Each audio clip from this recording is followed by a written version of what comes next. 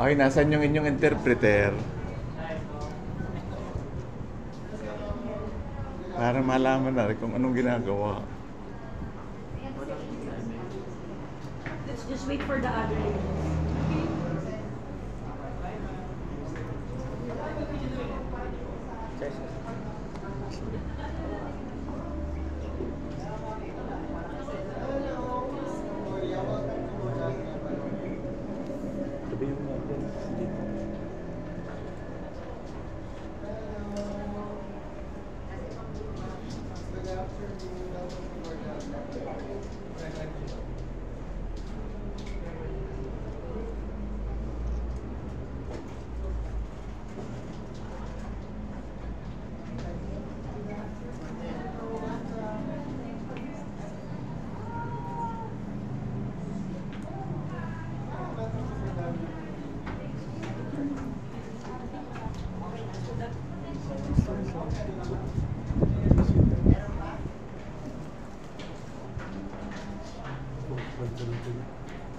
Doon sila. Dito sila, tapos doon tayo. Hindi, pwede na hindi. Okay na yan. Tama nga yan.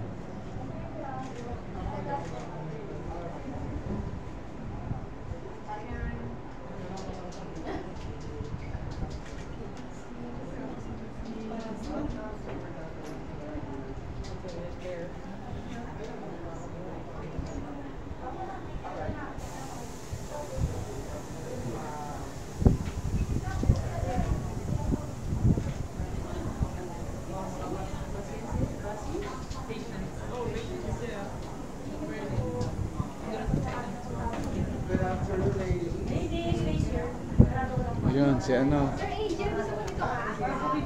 Oo nga.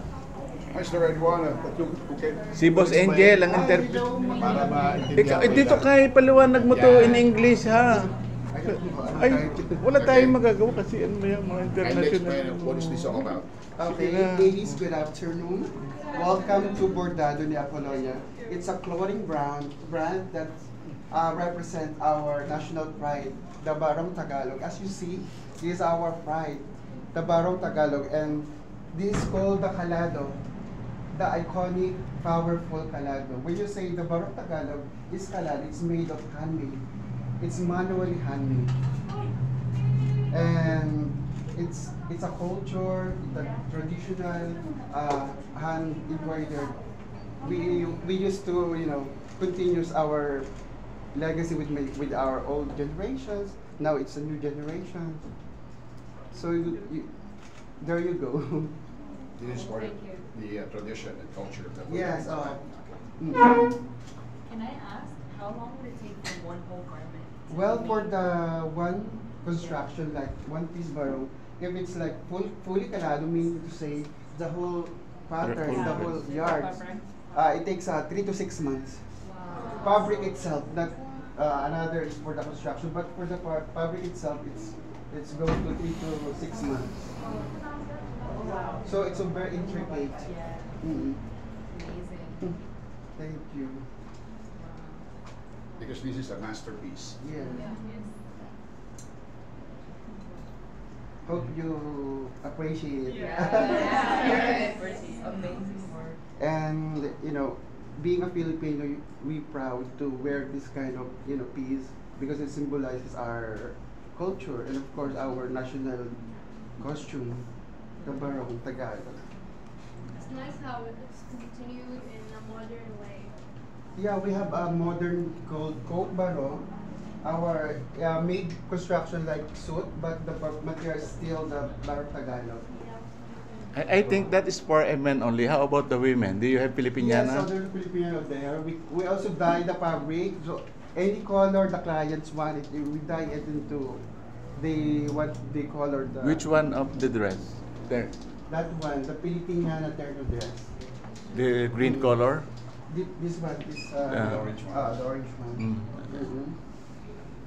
What kind of activities do you use it? Do you have a specific color for kind of activities, or is free? Sometimes like most likely they like green for the symbolize the green for the nature. Or if there's a festival, we used to dye any color according to the festival of each of our town. And please don't forget the texture that made this kind of fabric is from piña, right? Yes, but from From pineapple. pineapple. Yeah. So that's why this is a masterpiece. May I know the price range of this? Oh. Just for this one. This one for this kind of luxury kalado, meaning luxury means it's all over handmade kalado design from front, back, and sleeves. It's about start for 40,000. Start at Peso. 40. It depends upon the how intricate The or design. Design. Mm. So it's all custom made. Yes, pure handmade with love. I see. Around $800 US dollars. What again? 800 US dollars for this piece. Okay. And this custom, what you use usually like in In the the lower pant, part. in the yeah. lower- It's a versatile naman. You can wear it like skirt or pants.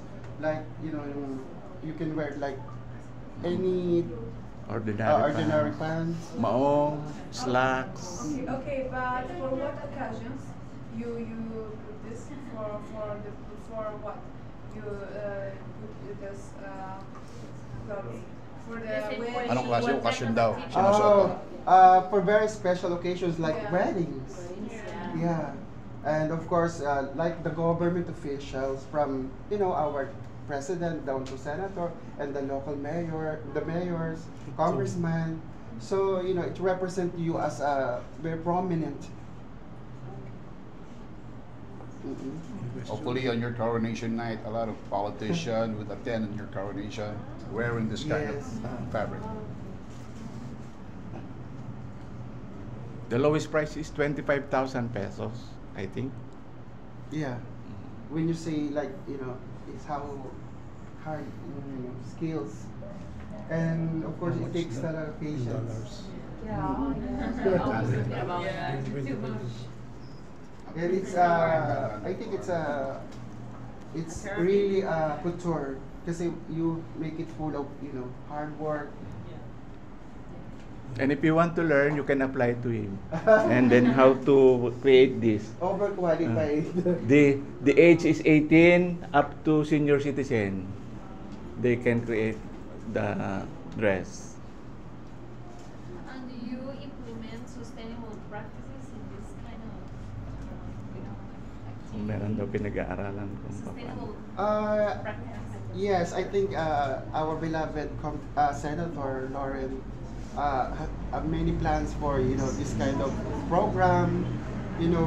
So the young generations will also interest. So we conduct another, let's say, program gathering. So they will teach the young generation, and of course to. And you reuse, how do you say, The old tradition. yeah? Yeah, definitely. Manual, using Manually, hands only. They do not use feet. Sorry. Sorry, that's a joke. Yeah, that's why this is the essence of our culture. We want to continue our tradition way back from the Spanish era up to now. Even we're so modern, we're a lot of Gen Z, right? Yeah. But still, we want to continue the old tradition of how to make this kind of suit. What kind of material do you use? What kind of fabric or materials? From our Queen Philippine fabrics, they call the Queen Philippine fabric. It's the pineapple from we were from Aklan. Yeah, That's the raw material. Piña, pineapple. And also, we do like this one? It's a linen. We do also embroidered linen. See the words like typical Philippine, like masipag, marikit, maganda, beautiful. So all kinds of fabric we use to handmade. I think the coconut leaves. How about the coconut leaves? Are you using that item for? Well, it's a new ano pa. Parang may nabanggit siya na ano. Abaka. Abaka. I see. Abaka. If one of the Filipino suitors of yours give you this kind of fabric, it means you are so special. Maybe someday soon, if you guys are, getting married, a Filipino or, like, he will use, of course, like, the Barang Tagalog for his special. Yeah, we have a similar costume, but it's made by cotton. It's Cotton. not like a lino, and we call it guayabera. Guayabera. Latin America, right? Yeah, All Latin right. America. We have a lot of similarities with Latin America, especially their Because culture. we colonized the Spanish. Yes, Yeah, exactly. yeah, they're very close. We're very passionate, we're very, Yeah, but we don't use the fiber of the pineapple. No, we and use for cotton this, as well. that's only for the Philippines talaga. We used to make it to the world, to show the world the kind of fabric and kind of embroidery. See? and you also like put colors like. Yes, like yeah. black or green. But most of is like a natural beige color.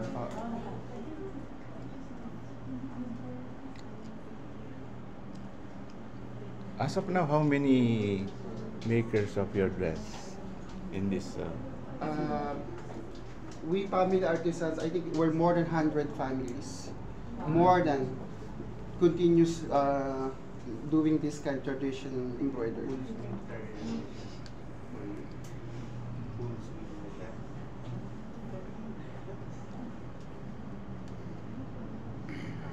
You want to buy Barong Tagalog? Kala. Kalado made? Yeah. Very good. Yeah. Stranger, can you move dito sa gitna para picture tayo? Okay, sige po. And also with the artist Oh, yeah. artist. Ladies, can you move the others to the side over there? The right side? Yes. The other. Here, okay. Move, yes. Kita naman ang taas. Yes, kita po kayo lahat. Yan. Make sure na kita nyo rin. Mga madam. Tagalog na ako. Mga madam, pwede kayo mag-join first. Dito kay Tagay. Upo kayo or what? Oo, pwede po po. May chair pa ba? Mas available chair for the super gun. Upo kayo dito, madam.